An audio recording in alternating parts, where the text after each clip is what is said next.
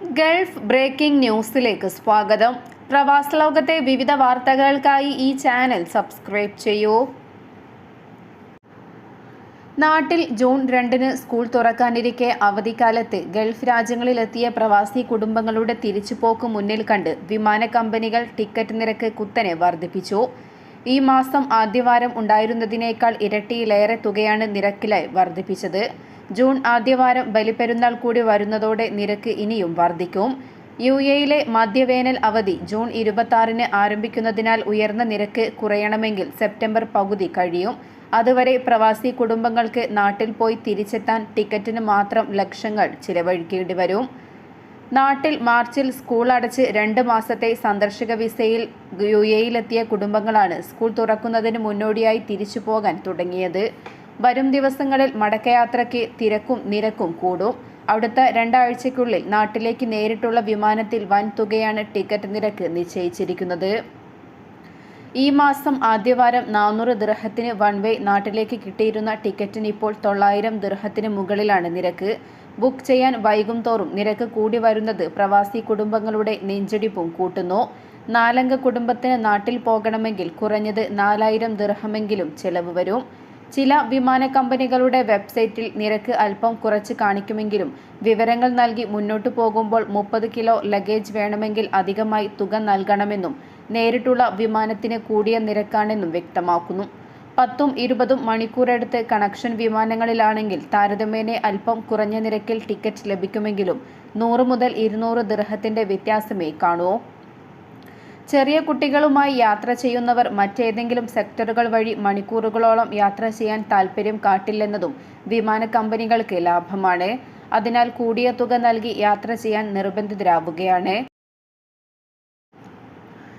June മുതൽ August വരെ ഉച്ചയ്ക്ക് 12:30 മുതൽ 3:30 വരെ തുറസായ പ്രദേശങ്ങളിൽ ജോലി ചെയ്യുന്നത് നിരോധിച്ചുകൊണ്ട് ഒമാനിലെ തൊഴിൽ മന്ത്രാലയം ഉത്തരവ് പ്രഖ്യാപിച്ചു.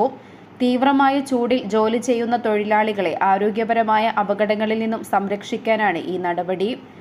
ഒമാൻ ടൈംസ് റിപ്പോർട്ട് ചെയ്യുന്നതനുസരിച്ച് ഒക്യുപേഷണൽ സേഫ്റ്റി ആൻഡ് ഹെൽത്ത് റെഗുലേഷൻസിലെ ആർട്ടിക്കിൾ 16 ക്ലോസ് 2 പ്രകാരമാണ് ഈ നിയമം ബാധകമാവുക. നിർമ്മാണ സ്ഥലങ്ങൾ, തുറന്ന പ്രദേശങ്ങൾ തുടങ്ങിയ ഉയർന്ന താപനിലയിലുള്ള ജോലിസ്ഥലങ്ങളിൽ ഈ നിയന്ത്രണം ഏർപ്പെടുത്തിയിട്ടുണ്ട്. ചൂടുകാലത്തെ സമ്മർദ്ദത്തെക്കുറിച്ചും ഉച്ചസമയത്തെ ജോലി തടസ്സം പാലിക്കേണ്ടതിൻ്റെ പ്രാധാന്യത്തെക്കുറിച്ചും അവബോധം വളർത്തുന്നതിനായി മന്ത്രാലയം ഒരു സുരക്ഷിത വേനൽക്കാല ക്യാമ്പയിനും ആരംഭിച്ചു. തൊഴിലാളികളുടെ സുരക്ഷ ഉറപ്പാക്കാൻ സ്വകാര്യ മേഖലാ കമ്പനികൾ ഈ നിയമം പാലിക്കണമെന്നും അഭ്യർത്ഥിച്ചു. ഒമാൻ ഭരണാധികാരി സുൽത്താൻ ഹൈതം ബിൻ താരിഖിന്റെ സ്പെയിൻ സന്ദർശനത്തിന് ചൊവ്വാഴ്ച മുതൽ തുടക്കമാകുമെന്ന് ദിവാൻ ഓഫ് റോയൽ കോർട്ട് പ്രസ്താവനയിൽ അറിയിച്ചു. മെയ് 22 വരെ നീണ്ടു നിൽക്കുന്നതാണ് സന്ദർശനം. രാജാവ് ഫെലിപ്പ് 6-ന്റെ ക്ഷണപ്രകാരമാണ് സുൽത്താന്റെ സ്പെയിൻ സന്ദർശനം. ഇരു രാജ്യങ്ങളും തമ്മിലുള്ള സഹകരണം വർദ്ധിപ്പിക്കുന്നതിനും സംയുക്ത താൽപ്പര്യങ്ങൾ നിറവേറ്റുന്നതിനും സന്ദർശനം സഹായകമാകും. പ്രാദേശികവും അന്തർദേശീയവുമായ നിരവധി സംഭവ വികാസങ്ങളും ചർച്ച ചെയ്യും. ഇരു രാജ്യങ്ങളും തമ്മിൽ വിവിധ സഹകരണ കരാറുകളിൽ ഒപ്പുവെക്കുകയും ചെയ്യും. രാജ്യത്ത് ചൂട് വർദ്ധിക്കുന്നതിനിടെ വേനലവധിക്ക് തയ്യാറെടുത്ത് ഒമാനിലെ വിദ്യാലയങ്ങൾ. അടുത്ത മാസം മുതൽ വിദ്യാഭ്യാസ സ്ഥാപനങ്ങൾ മാസങ്ങൾ നീളുന്ന അവധിക്കായി അടച്ചു തുടങ്ങും. വ്യത്യസ്തമായ തീയതികളിലാണ് ഒമാനിലെ വിദ്യാഭ്യാസ സ്ഥാപനങ്ങൾ അടയ്ക്കുന്നത്. ചില ഇന്ത്യൻ സ്കൂളുകളിൽ ചെറിയ ക്ലാസുകൾക്ക് അവധിക്കാലം ഈ മാസം അവസാനത്തോടെ തന്നെ തുടങ്ങും. അവധി ഏകദേശം 2 മാസത്തോളമാണ്. പോയ വർഷങ്ങളെ അപേക്ഷിച്ച് ഇത്തവണ അവധി ദിവസങ്ങൾ കുറവാണ്. മുമ്പ് 2 മാസത്തിലധികം അവധിയുണ്ടായിരുന്നു. ജീവനക്കാരുടെ അവധി നാളുകളിലും കുറവുണ്ടാകും. ഔദ്യോഗികമായി അവധി ആരംഭിക്കുന്നതിന് തൊട്ട് മുമ്പ് വാരാന്ത്യ അവധി ദിവസങ്ങളായതിനാൽ അവധികളുടെ എണ്ണത്തിൽ ചെറിയ വർധനവുണ്ടാകും.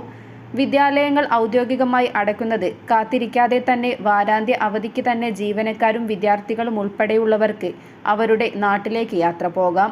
ഇത് കണക്കിലെടുത്താണ് മിക്ക പ്രവാസികളും വിമാന ടിക്കറ്റുകൾ ബുക്ക് ചെയ്തിട്ടുള്ളത്. വേനലവധി ആരംഭിക്കുന്നത് കാത്തുനിൽക്കാതെ നാട്ടിലേക്ക് കുടുംബവുമായി തിരിക്കാനുള്ള തയ്യാറെടുപ്പുകളും നടക്കുന്നുണ്ട്.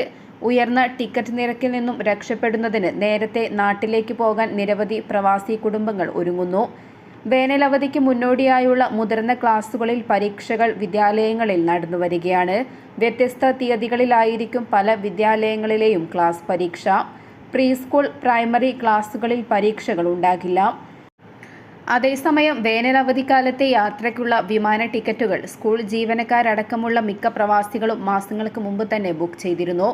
അതുകൊണ്ട് തന്നെ കുറഞ്ഞ നിരക്കിൽ ടിക്കറ്റുകളും ലഭിച്ചു. എന്നാൽ ചില വിമാന കമ്പനികൾ യാത്രാ തീയതികളിൽ അടിക്കടി മാറ്റം വരുത്തുന്നത് നാട്ടിലേക്ക് യാത്രയ്ക്ക് തയ്യാറെടുക്കുന്നവരെ ബുദ്ധിമുട്ടിലാക്കുന്നുണ്ട്. അതിനിടെ ചൂട് ശക്തി കൂടുന്നതിനു മുമ്പ് വിദ്യാലയങ്ങൾ അടയ്ക്കുന്നത് വിദ്യാർത്ഥികളിലും രക്ഷിതാക്കളിലും ഉൾപ്പെടെ പൊതുവെ ആശ്വാസം നൽകുന്ന കാര്യമാണ്.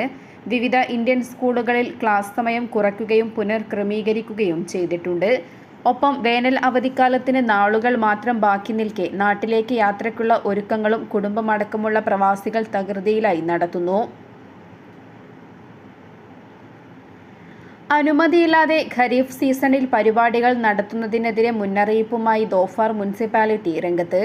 വരാനിരിക്കുന്ന ഖരീഫ് സീസണിൽ ഷെഡ്യൂൾ ചെയ്തിരിക്കുന്ന വാണിജ്യ പരിപാടികൾ, പ്രവർത്തനങ്ങൾ, വ്യാപാരമേളകൾ എന്നിവയുടെ പരസ്യങ്ങളോട് പ്രതികരിക്കുമ്പോൾ താമസക്കാരും സന്ദർശകരും ജാഗ്രത പാലിക്കേണ്ടതാണെന്ന് അധികൃതർ വ്യക്തമാക്കി. ചില വാണിജ്യ സ്ഥാപനങ്ങളും കമ്പനികളും ഖരീഫ് സീസണിൽ പരിപാടികൾ, പ്രവർത്തനങ്ങൾ, വ്യാപാരമേളകൾ എന്നിവ നടത്തുന്നതുമായി ബന്ധപ്പെട്ട് പരസ്യങ്ങൾ നൽകി വരുന്നുണ്ട്. താൽപ്പര്യമുള്ളവർ രജിസ്റ്റർ ചെയ്യണമെന്നും ഇതിനായി ഫീസ് അടയ്ക്കണമെന്നും പറയുന്നു. ഈ സ്ഥാപനങ്ങൾ ബന്ധപ്പെട്ട അധികാരികളിൽ നിന്നും ലൈസൻസ് നേടിയിട്ടുണ്ടെന്ന് പൊതുജനങ്ങൾ ഉറപ്പാക്കണം. സംശയാസ്പദമായതോ ലൈസൻസ് ഇല്ലാത്തതോ ആയ പ്രവർത്തനങ്ങളും പരസ്യങ്ങളും റിപ്പോർട്ട് ചെയ്യണമെന്നും മുനിസിപ്പാലിറ്റി ആവശ്യപ്പെട്ടു. അനധികൃത ഹോട്ടലുകൾ, ഗസ്റ്റ് ഹൗസുകൾ, ലോഡ്ജുകൾ, ടൂറിസം സ്ഥാപനങ്ങൾ എന്നിവയ്ക്കെതിരെയും അധികൃതർ മുന്നറിയിപ്പ് നൽകിയിട്ടുണ്ട്. നേരത്തെ ഇത്തരത്തിലുള്ള നിരവധി സ്ഥാപനങ്ങൾക്കെതിരെ പൈതൃക വിനോദസഞ്ചാര മന്ത്രാലയം നടപടി സ്വീകരിച്ചിരുന്നു. ധോഫാറിൽ ലൈസൻസ് ഇല്ലാതെ കെട്ടിടങ്ങൾ വാടകയ്ക്ക് നൽകിയ സ്ഥാപനങ്ങൾക്ക് അധികൃതർ ശക്തമായ മുന്നറിയിപ്പും നൽകി. നിയമം ലംഘിച്ചുള്ള ഇത്തരം സ്ഥാപനങ്ങളുടെ നടത്തിപ്പുകൾക്കെതിരെ തുടർന്നും കർശന നടപടികൾ സ്വീകരിക്കുമെന്ന് അധികൃതർ ഓർമ്മിപ്പിച്ചു. നിയമ നടപടികൾ ഒഴിവാക്കുന്നതിനാവശ്യമായ അനുമതികൾ ഉറപ്പുവരുത്തണമെന്നും പൈതൃക വിനോദസഞ്ചാര മന്ത്രാലയം വ്യക്തമാക്കി.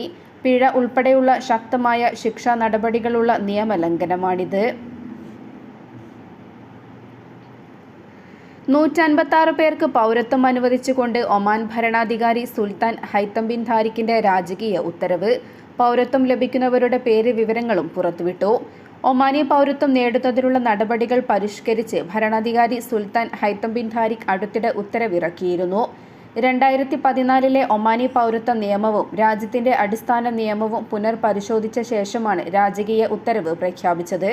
പൊതു താൽപര്യവും മുൻനിർത്തിയാണ് പുതിയ നിയമം കൊണ്ടുവന്നിരിക്കുന്നത്. പൗരത്വ വിഷയങ്ങളുമായി ബന്ധപ്പെട്ട അപേക്ഷകൾ ആഭ്യന്തര മന്ത്രാലയത്തിലാണ് സമർപ്പിക്കേണ്ടത്. മന്ത്രാലയം അപേക്ഷകൾ പഠിക്കുകയും ചട്ടങ്ങളിൽ പ്രതിപാദിച്ച നടപടിക്രമങ്ങളും നിയന്ത്രണങ്ങളും അനുസരിച്ച് തീരുമാനമെടുക്കുകയും ചെയ്യും.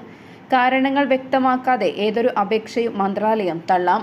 പൗരത്വ വിഷയങ്ങളും അതുമായി ബന്ധപ്പെട്ട തർക്കങ്ങളും പരിഗണിക്കാൻ കോടതികൾക്ക് അധികാരമുണ്ടാകില്ല എന്നും ഉത്തരവിൽ വ്യക്തമാക്കുന്നു.